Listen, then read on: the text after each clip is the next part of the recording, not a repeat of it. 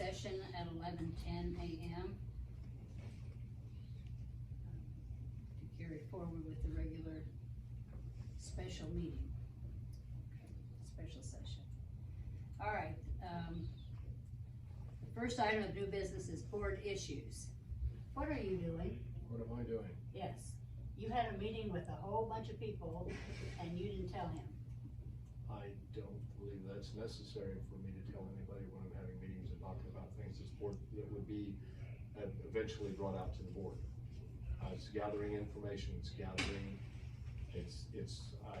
I vetted this stuff with the county attorneys before I do it, and they said it's, and the people with the AG, and they said it's entirely normal for, especially when we have a board that is the size of our board. I can't do anything and tell anybody about it until we're in a meeting. Okay, when you do that, and you're not telling him or her to tell I, or however. That's it gets gray when I start doing that. If I tell him to tell you. Well, no, I'm not saying that, but did you tell him?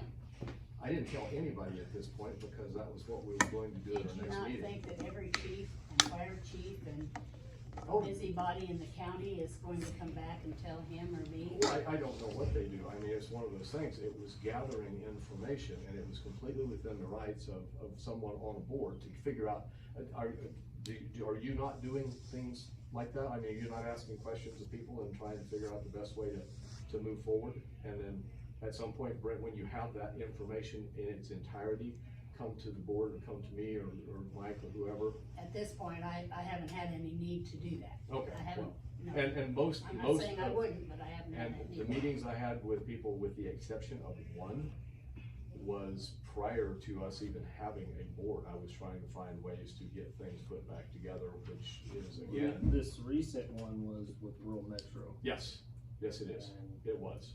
That is something we all need to agree on. Oh, absolutely. We all need to be a part of. But we don't have a proposal yet either. I find out from all these other chiefs, they ask me, how's this meeting going?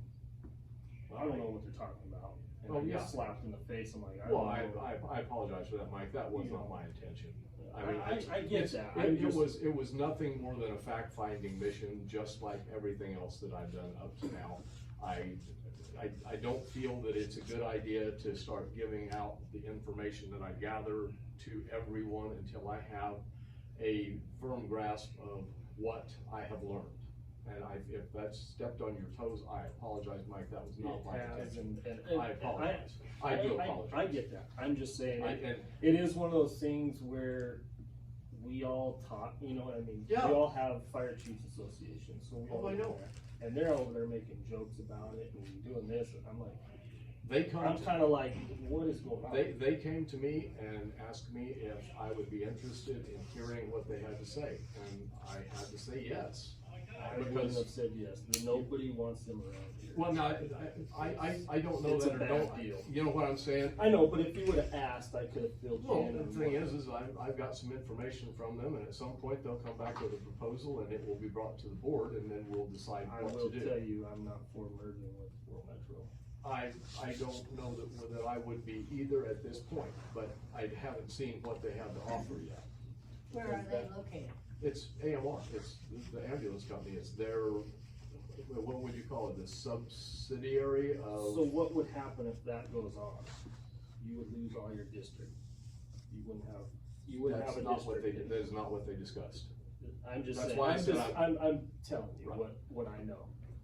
Everybody in Yucca would have to pay a subscription to this company.